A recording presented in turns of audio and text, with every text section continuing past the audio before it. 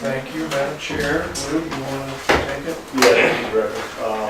Obviously, all focus will be on refueling outage. We're on day 31 of the refueling outage. We shut down on April 11th, start the 27th outage for the station. Currently, right now, we're on a 45-day business plan, 40-day schedule. We're right about in the middle. So right now, the schedule will show us at about 42, 43 days to complete the final portion of the refueling outage. Big picture status, the core has been reloaded. We're in the reactor reassembly phase right now.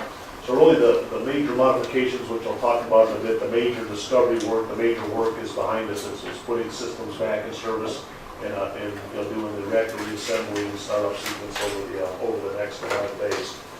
With respects to the major projects, I'll pass a couple of pictures around. One is the reactor vessel headstand that we talked about. That's the gray superstructure that you see in the picture. That headstand is in service right now. The reactor vessel head is still there. It'll move from that headstand back on top of the reactor this evening. That was done on schedule at the front end of the refueling outage in support of the containment internal structures overall project. We've got some additional work that we're doing, laser mapping and interference removal that's currently taking place between now and when we close up the containment. But that project has gone very well, and like I said, that headstand served its purpose for us for the refueling outage. The second major project that we did at the very front end of the outage is the pressurizer heater replacement. This is an under view of the pressurizer, and again, it was cutting out those electrical penetrations, removing the old ones and inserting the new ones.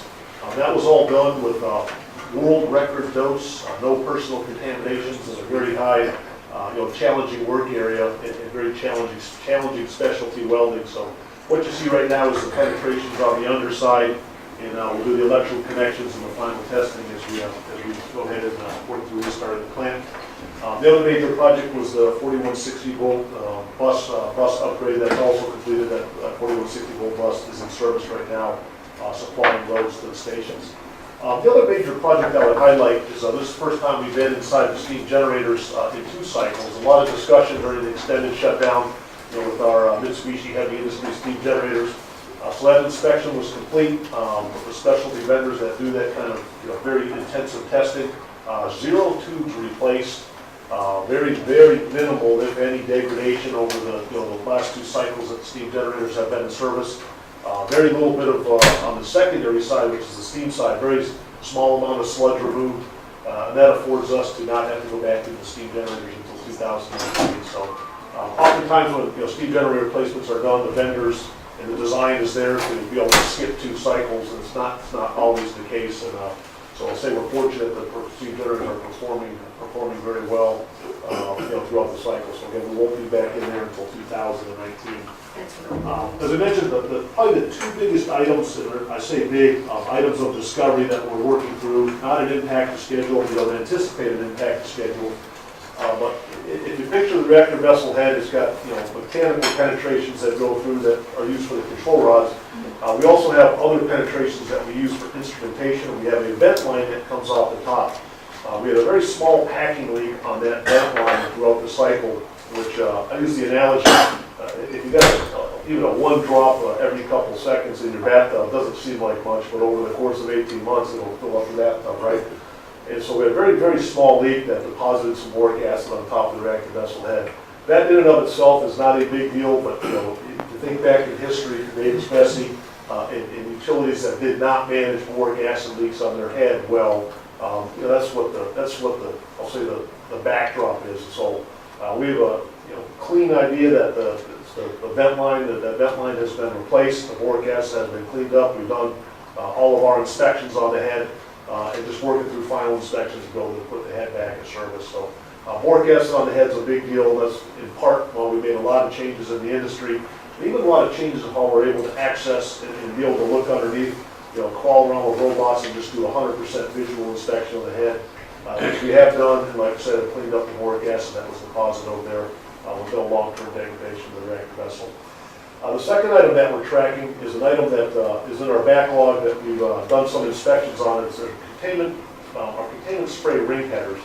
The picture of the containment spray system, it's at the very dome of the containment, and it's basically a sprinkler header pipe about that big around with sprinkler nozzles at certain locations. It's designed post-accident to be able to spray down the containment from a pressure standpoint. And so we've done some very detailed looks at the support structure for it. We've done a lot of containment internal structure support work, as you know, over the past couple of years. And we believe that this structure is actually over-supported. It's got to be able to design, to be able to move a little bit. And so we're looking at removing a couple of struts from that structure. It's not big work, but that's still one of the things that we're working through on the back end of the filling outage. So reactor vessel boric acid, like I said, cleaned up, no structural issues, and then the containment spray header. We expect that we'll make a couple of minor modifications on that ring header to make sure that's got the right, I'll say the right movement, should it need to be put in service in an accident condition. Hey, Lou, could you just talk a little bit about kind of the process we're doing with the NRC relative to the reactor head? Yeah, absolutely. So part of the code case for this boric acid on the head, every 10 years with our new style reactor vessel, we do a full volumetric examination underneath the vessel to verify the integrity of the penetrations. The fact that we have boric acid, we do that visually. We're asking for relief to not have to do that volumetric examination because there's absolutely no indication that boric acid is coming from a mechanical penetration. But just to stay true to the code case that we're working through, as Tim mentioned with the NRC, the volumetric examination is scheduled for the next refueling outage. That's our 10-year interval. So we'll get a good look at it anyways at that period of time. That's in part why we invested in a new reactor vessel head in the 2005-2006 timeframe. It's got very short in-service life right now. Like I said, no indications, and even the style and design of this head, puts it in good speed. So we'll work through with the regulatory commission. It would be an impact if we had to go do a volumetric exam. Special tooling that we ramp up, and that's why we plan it in a 10-year interval. So that we've got the ability to do that and plan for that well in advance.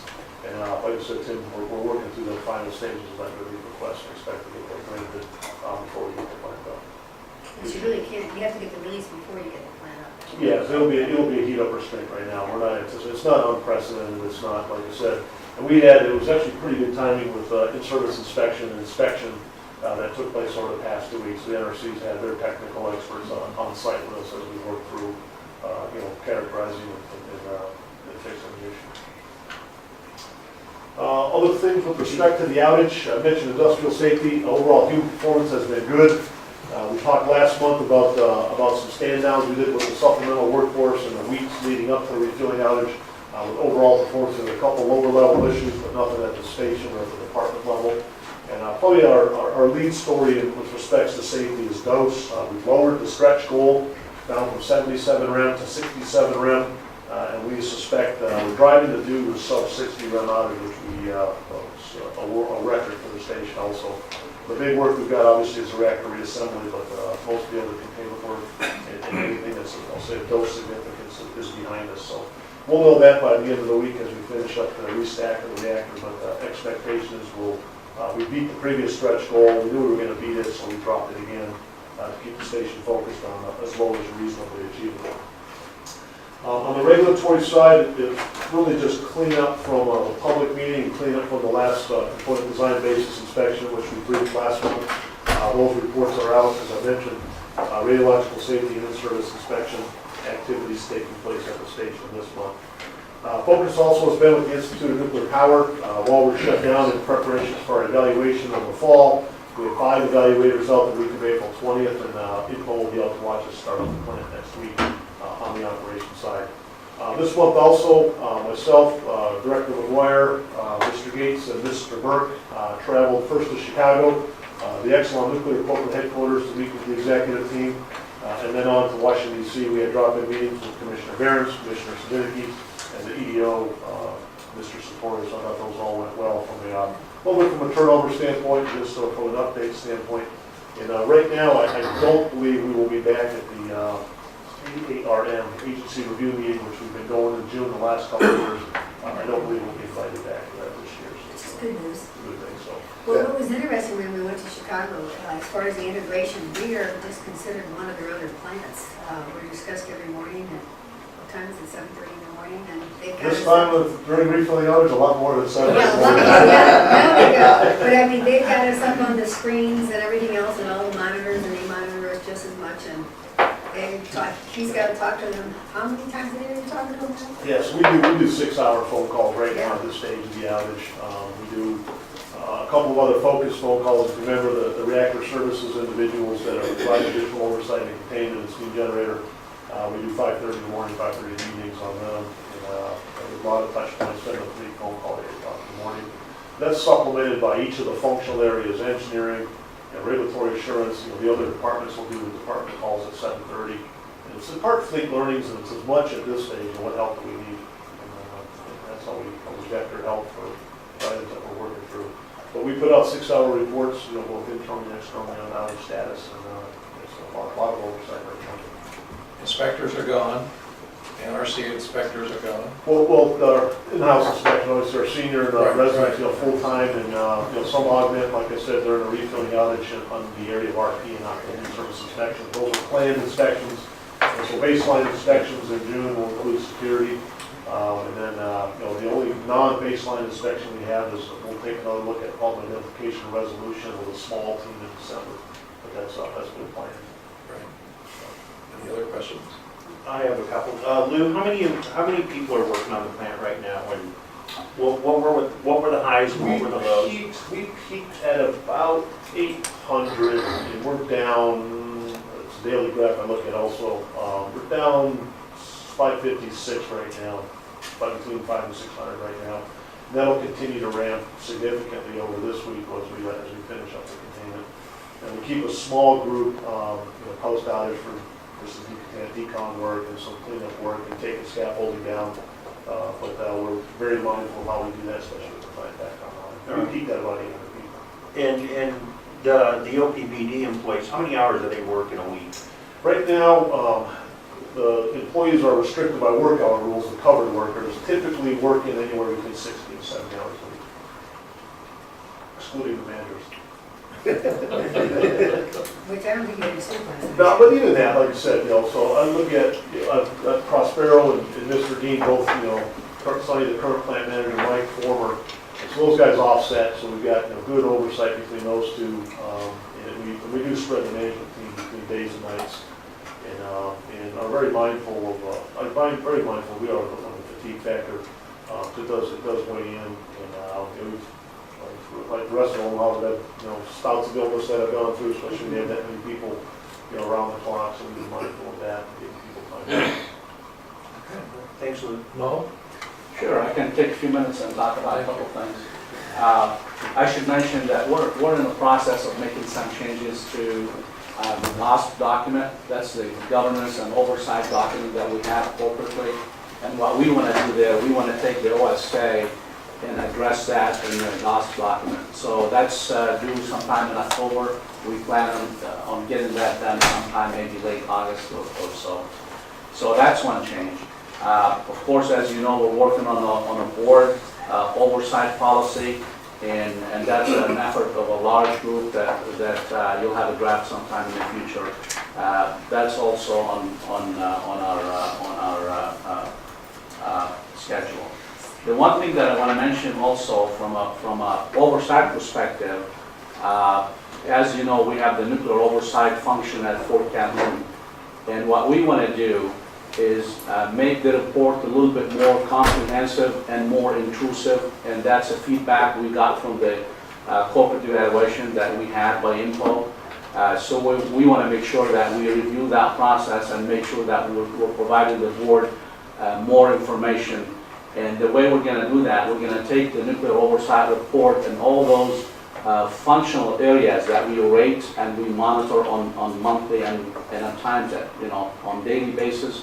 And we also want to look at the excellent performance indicators that they look at and try to marry those. And again, the effort is to make sure that the board is getting more information and more performance indicators that they're looking at. And those will include things like performance indicator for operational execution. And the operational execution, they have like 10 indicators that they look at. Other one would be production, from capacity factor and other indicators. We're going to look at those two. And also a very important one would be the workforce and the culture and the trending and what we're seeing.